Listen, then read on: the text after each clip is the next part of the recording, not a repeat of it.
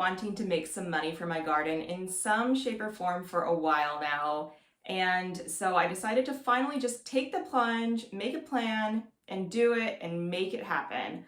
And so I really had to think about what it was that I could realistically grow enough of and what people would actually want to buy from me. And after giving it a lot of thought and consideration, I landed on flowers, but specifically dried flowers.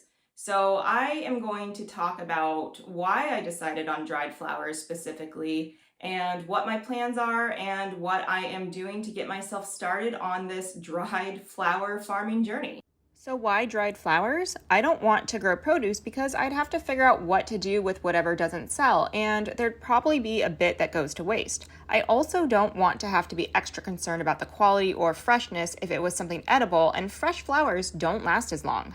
And by dried flowers, I'm not talking about these pressed flowers that I have here that were fresh and that I put in a flower press and dried. I'm talking about certain varieties of flowers where their blooms are already kind of paper-like. Things like straw flower and gomphrena are very good choices, and for me, they seem pretty easy to grow.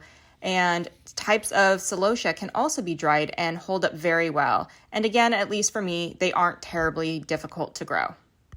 I noticed some gift shops were selling dried floral arrangements and people were buying them. And even here at a local grocery store, they are selling them. So there does seem to be a bit of a demand. And again, dried flowers, unlike fresh flowers, carry less of a risk of waste and you don't have that stress of keeping them fresh. If I was a fresh flower farmer and didn't sell all that I picked, they aren't going to keep very long, but dried flowers are everlasting. If I were to set up at a market and I didn't sell everything, I could just pack them up and bring them to the next market.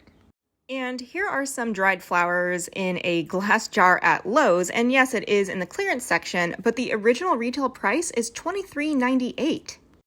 Here are some dried flowers that I harvested last year, and I just love the way they look, and they don't need water, so you don't have to worry about changing the water out or having gross moldy stems when they've gone past their prime.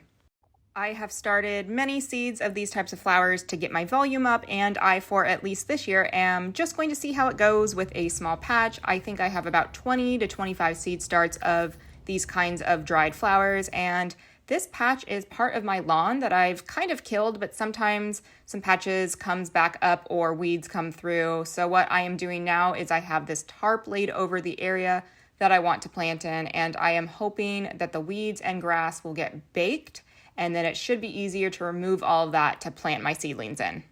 So that's the plan so far, is to try a small patch of dried flowers and see if I can find some kind of craft fair or farmer's market to attend, and maybe even list them on Nextdoor or Facebook Marketplace, and maybe look to sell online. It's all a learning process, but I figured I might as well dive in and see what works and what doesn't.